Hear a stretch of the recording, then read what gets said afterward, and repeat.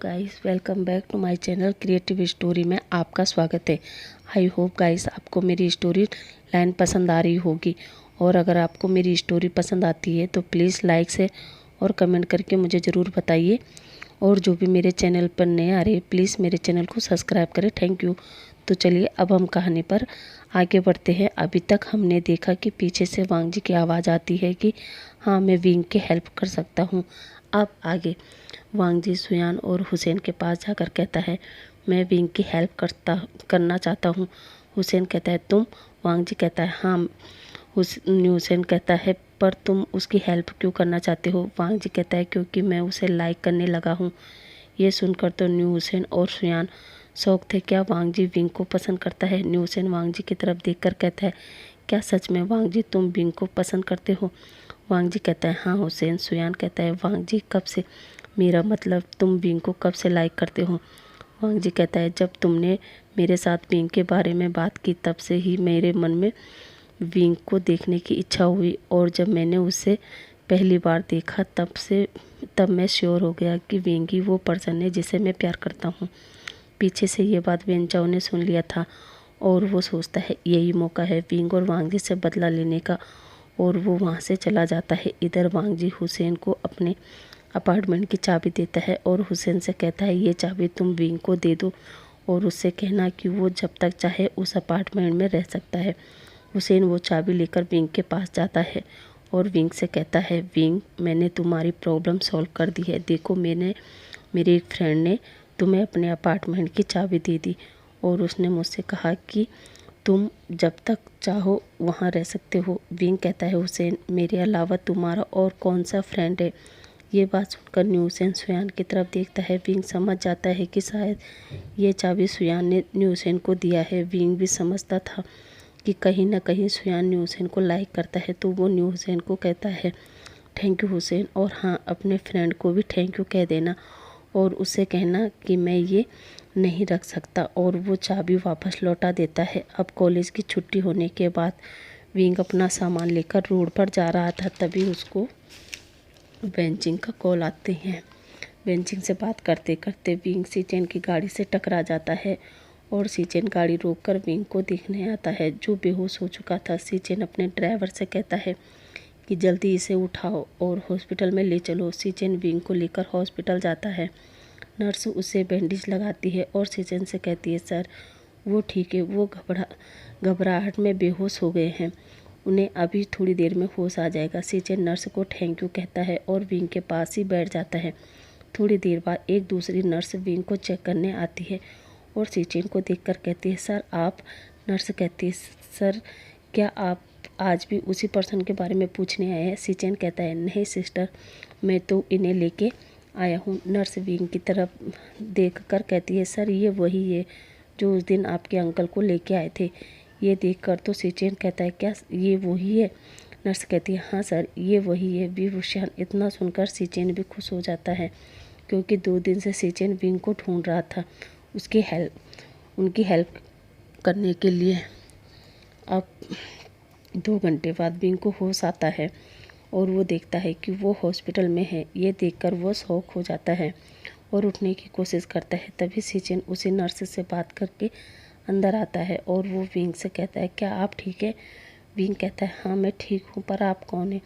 सीचेन कहता है, मेरा नाम सीचेन है। 2 दिन पहले आप मेरे अंकल को हॉस्पिटल लाए थे। विंग कहते हैं, ओह अच्छा, तो आप उनके नेफ्यू है? सीचेन कहता है, हाँ हाँ। और अब आप कैसा महसूस कर रहे हैं? कोई दर्द वगैरह तो नहीं है? विंग कहता है, नहीं सॉरी, वो मेरा ध्यान नहीं था और मैं आपकी गाड़ी के सामने आ गया, इसके लिए सॉरी। सीचेन कहता है, अरे आप सॉरी मत कहिए, वैसे मैं आपसे एक बात पूछ सकता हूँ? विंग कहता है, जी पूछिए, क्या पूछना चाहते हैं? सीचेन कहता है, आप ये सामान लेके कहाँ जा रहे थे? विंग कहता है, वो मेरी चीज़ें, मेरा मतलब मेरी मॉम की डॉक्टर ने मेरे लिए रूम देखा था, मैं वहीं जा रहा था, मगर अब शायद वो रूम किसी और को मिल गया होगा। सीचेन कहता है, कोई बात नहीं, मेरे पास उससे भी अच्छा अपार्टमेंट है, आप चाहो तो आप वहाँ रह सकते हो। विंग कहता है, नहीं, मैं आपसे कैसे ले सकता हूँ? सीचेन कहता है, आप उसे रेंट पर ले सकते हैं। विंग तो खुश हो जाता है। विंग कहता है, ठीक है। अब शाम को सीचेन विंग को उसी अपार्टमेंट में ले जाता है विंग वो अपार्टमेंट देखकर हैप्पी था, मगर वो एक लग्जरी अपार्टमेंट था।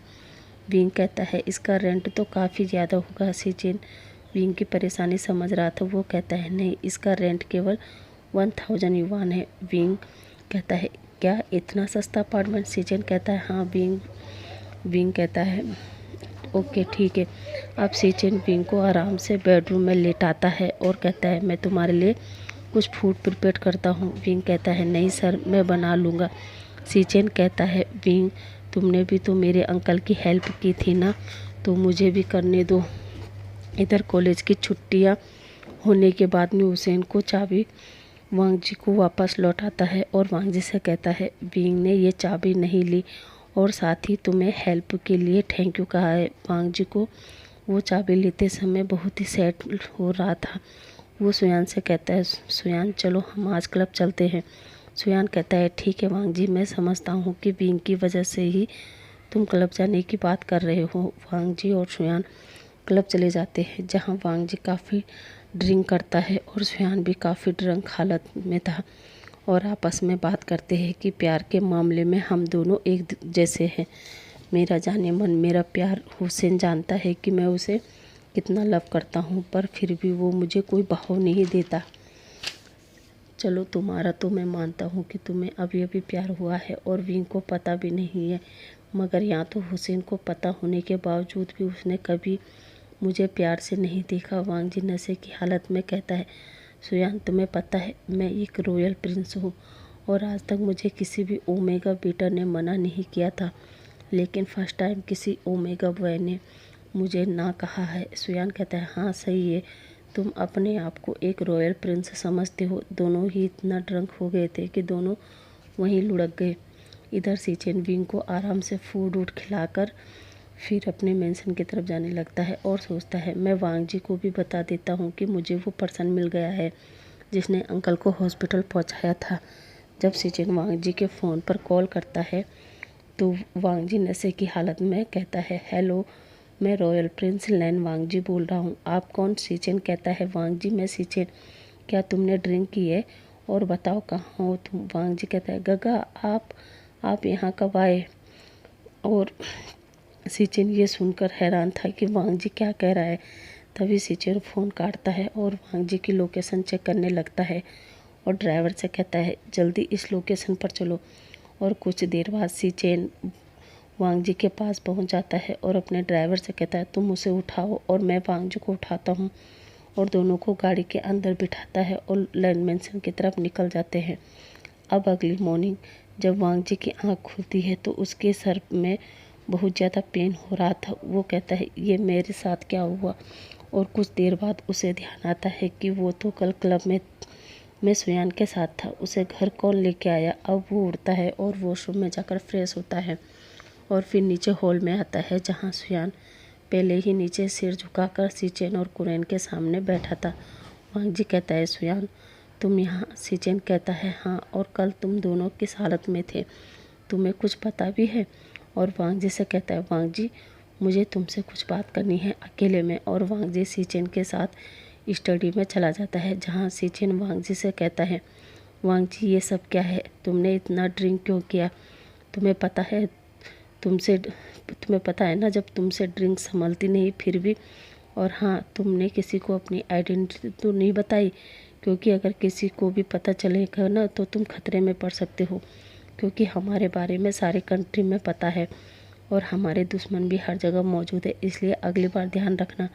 वांग जी कहता है जी गगा, और वो बाहर आते हैं। अब सब लोग ब्रेकफास्ट करते हैं और वांग जी और सुयान कॉलेज निकल जाते हैं, जहाँ सुयान वांग जी से कहता है कि वांग जी तुमने बताया नहीं कि तुम लैन कुरैन के नेफ्यू हो। वांग जी कहता है हाँ सुयान, क्योंकि मैं अपने दम पर बड़ा बनना चाहता हूँ, ना कि अपने अंकल के नाम से। तुम ही सोचो, मेरे अंकल चाइना के नंबर 1 बिजनेसमैन हैं और रिच पर्सन, और अगर तुम्हें पता चलता तो क्या तुम मुझसे फ्रेंडशिप करते? गाइस आज के लिए बस इतना ही। अब आपसे कल मिलते हैं, तब तक के लिए bye bye. Thank you for watching.